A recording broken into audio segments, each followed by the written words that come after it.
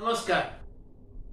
गेले 2 दिवस बांगलादेशामध्ये अराजक सुरू आहे आणि त्यातच बांगलादेशाचे संस्थापक शेख मुजीबुर रहमान यांच्या पुतळ्याची विटंबना केली. त्याच्या क्लिपिंग्स आपण सगळ्यांनी पाहिलेले आहेत. 6 वर्षापूर्वीचा एक प्रसंग त्यामुळे आठवतो आहे. 2018 साली त्रिपुरामध्ये विधानसभेच्या निवडणुका झाल्या.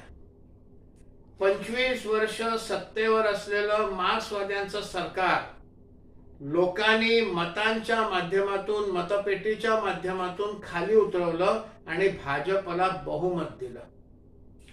आणि त्यानंतर बेलोनिया, आगरतळ्याजवळ असलेलं बेलोनिया हे ठिकाण, त्या ठिकाणी असलेला कॉम्रेड लेनिन यांचा पुतळा लोकांनी पाडला, त्याचीही विटंबना केली. हा पुतळा पाडल्यानंतर आपल्या देशातल्या पुरोगाम्यांना, कम्युनिस्टांना, साम्यवाद्यांना पुष्कळ दुःख झालं. त्यांनी पुतळ्याची विटंबना करणाऱ्यांची पुष्कळ टीका केली, निंदा केली. आता हा जो पुतळा पाडला याच्याविषयी देखील अनेक गोष्टी सांगितल्या जातात. कोणी म्हणतात हे भाजपने करवून घेतलं आपल्या समर्थकांकरवी आणि त्याचा आनंद साजरा केला. कोणी म्हणतात की तो जो पुतळा बेलोनिया गावातला होता हा सरकारी पुतळा, सरकारी खर्चानं, सरकारी योजनेतनं केलेला पुतळा नव्हता. हा पुतळा बेलोनिया गावातल्या लोकांनी, त्यावेळेला ते मार्क्सवादी पक्षासोबत होते, आणि बेलोनिया गावातल्या लोकांनी पैसा उभा केला आणि त्यांच्या पैशातनं हा खासगी पुतळा उभा केला. पुढे त्यांचा मार्क्सवादी सरकारबद्दल भ्रमनिरास झाला आणि त्यांनी मार्क्सवाद्यांचं सरकार मतपेटीतनं खाली उतरवलं आणि भाजपला सत्तेवर बसवलं.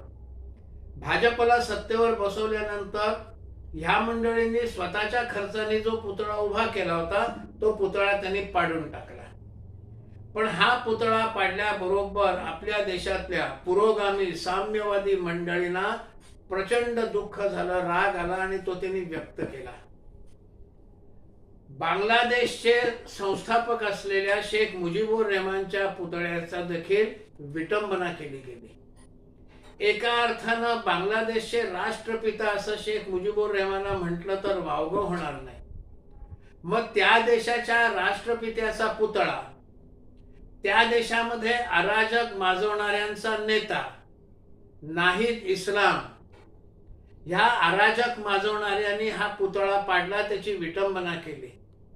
आमच्या देशातले पुरोगामी मात्र नाहिद इस्लामचं गौरवमंडन करतायत, त्याचं गुणगान करतायत.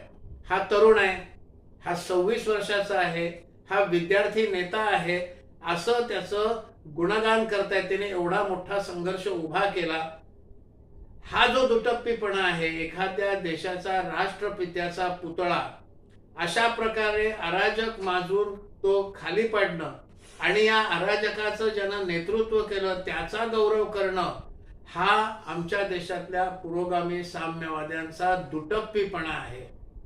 आपल्याला जर हे पटलं असेल तर मग हा व्हिडिओ शेअर करा, लाईक करा आणि चॅनल सबस्क्राईब करा. धन्यवाद.